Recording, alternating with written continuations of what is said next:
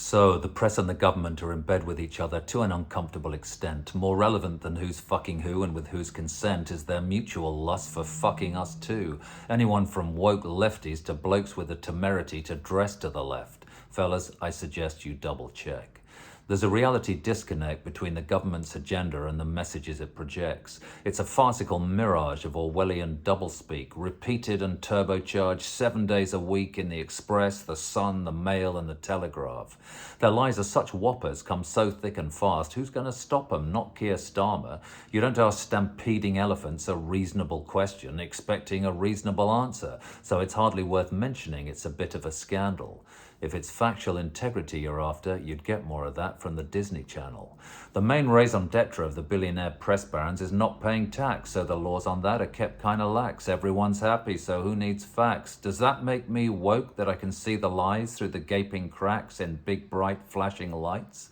Why isn't everyone kicking up a rumpus at this utter lack of a moral compass instead of mumbling and grumbling over Twitter and tea? It's so black and white to me. Speaking of which, if you add the hashtag All Lives Matter, not just black, you're either a racist twat or staggeringly dumb not to see that 300 years of black history under the white man's thumb entitle black people to one tiny moment alone in the sun, the hope of better things to come and just maybe some redemption.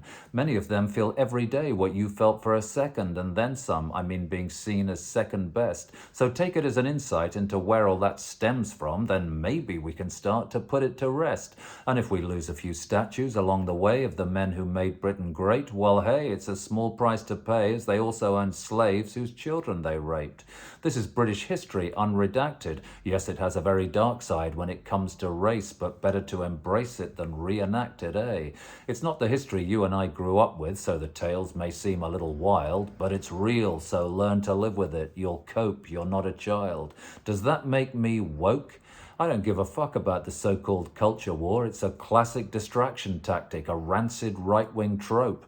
Is that what you voted for? To you older folk, this is not the party of your youth or middle age. We are officially post-truth, the big lie, it's all the rage. It's the party of those who once lived in its rock pools, its ghosts and its ghouls, who have risen from the primordial slime and are now running this shit show. Are you not being a little bit willfully blind? Do you want them to fuck with our democracy till it smashes and the phoenix that rises from the ashes is defined by the worst of their kind? Because it's happening, and if you think there's a place for you on their planet, you need some good hard thinking time. You're not on their spaceship, baby. You're on the slow boat getting left behind. You and me both. No gold card, no ticket to ride. Does that make me woke? If it does, then sign me up. I must be woke as fuck. I'm neither deaf, dumb, nor blind. I'm not choked by propaganda. I'm not cheering as asylum seekers are dragged off boats, put in chains, dragged onto planes, and flown to Rwanda. That was part 2 of Does That Make Me Woke? Part 3, the final part, coming very soon. Thanks for listening to the end. I've been Jimmy Livingstone.